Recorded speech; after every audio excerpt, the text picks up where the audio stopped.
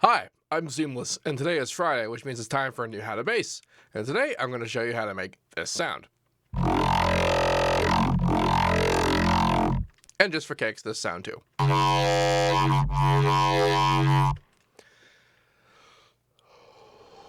Okay, so it begins as this sound. Let's talk about what that is. So this is a patcher with some stuff in it. Not a lot of stuff, just put some stuff. So we've got this FM business, which by itself, outside of the... That's what it sounds like without anything else happening. And it's it's similar to some of my more normal stuff. I guess actually it's probably in, no, I guess not. All right, so right now I have a secondary oscillator 2, FMing operator 1. In the oscillator section of the oscillator, where I'm able to individually create particular harmonics, I just made a whole bunch of harmonics and screwed with the phases. I randomized phases, which is why we're seeing all the phases over here doing that. That's in here in this menu right here, randomized phases.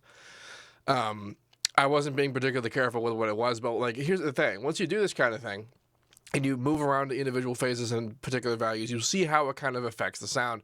And it's not really a good or bad kind of thing. It just makes it different. And so you can play with that to kind of get a result that you might favor more than just the default, regular, whatever randomness that you create. So that's operating on operator 1. And on the ring modulation side, I'm using operator 3 to modulate operator 2.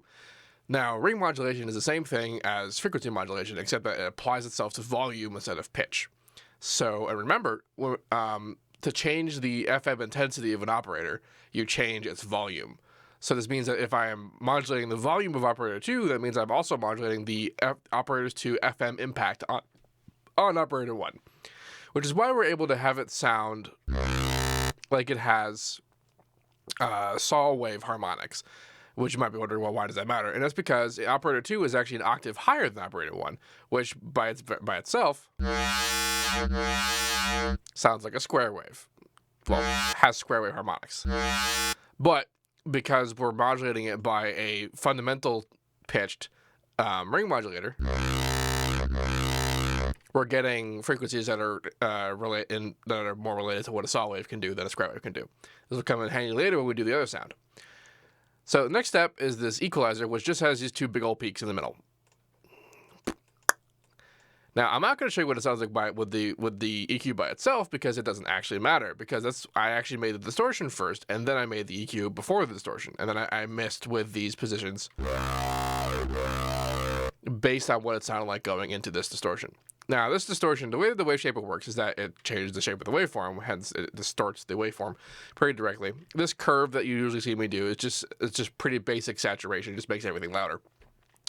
This little business here is saying that, like, if it gets down to be a particular level of quietness, which I don't know, this is like minus 16 dB or something down here. There's no scale, so I don't know.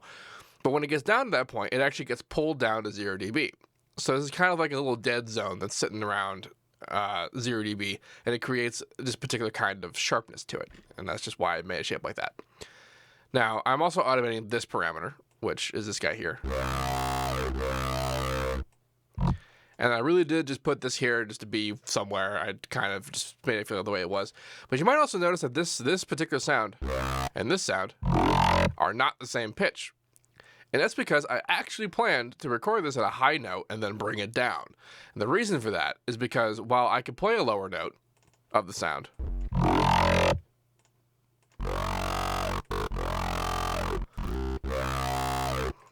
unless I want to get real particular with the EQ's modulation, the sort of the formant characteristics that this thing creates is going to stay in the same place all the time. However, if I bring down a recorded version of it, then the formants are going to move with the recorded version. It's going to move with whatever pitch difference that you create. So that's where this guy comes in. This is a recording of that sound. I think, yeah, it's a fifth lower. This is what it sounded like originally.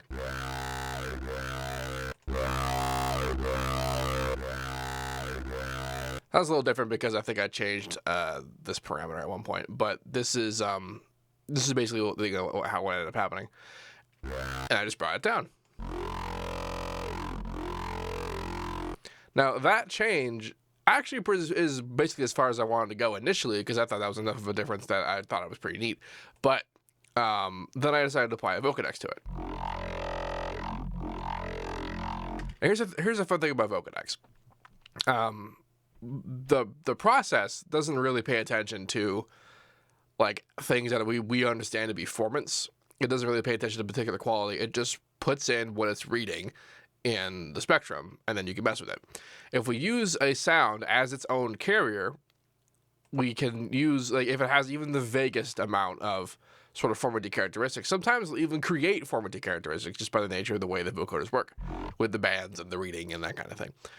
So I brought the pitch down kind of far.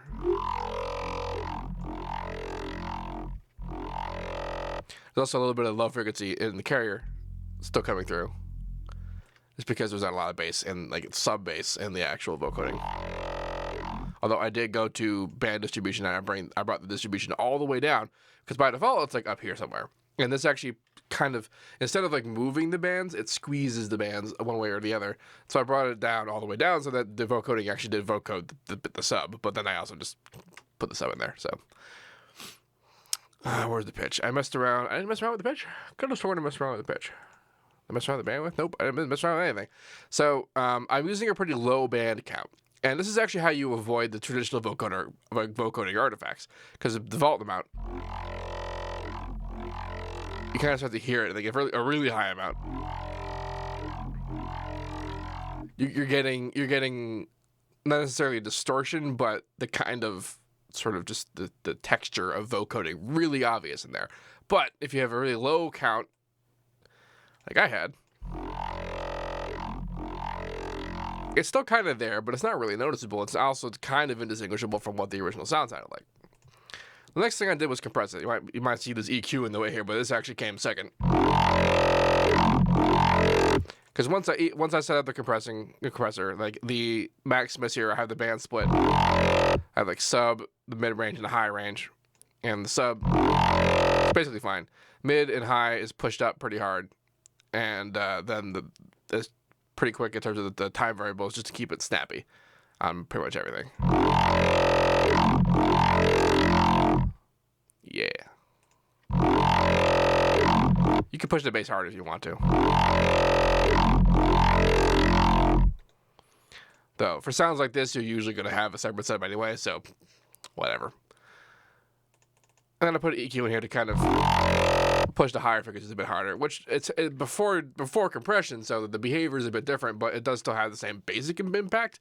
And the reason why we're doing this before the compression is because we're keeping it, it's a very loud sound. It's going into 0 dB. And as long as the compressor is the last thing in the stack, it will never go above 0 dB. But the second we put the compressor or the EQ ahead of it, and then it was also maximum loudness, you'd see it clip. So that's the point of doing compression last in these kinds of things. So now how did I do this one?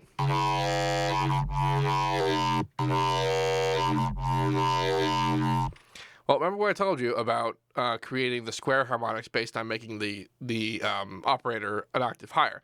It works the same way for the ring modulator. If I made this an octave higher, because right now it sounds like this. I just made an octave higher. Instant square wave. So I just did that, and then I recorded that out, and then I did the exact same process for this. It's the same note. You might have seen that it was actually not as high, not as pitched as much. But see how like the format quality follows the pitch, because you're just moving it down the spectrum now, as opposed to just playing a lower note and having the spectrum apply itself in the exact same position. You could, of course, note follow with something like this if you create a macro or something like that in some way. There's a lot of ways of doing that, but this is I personally find this to be much simpler and also much more creative, quote unquote, because it's a bit of a different process, but you can do some pretty cool stuff with it. I'm a big fan of that.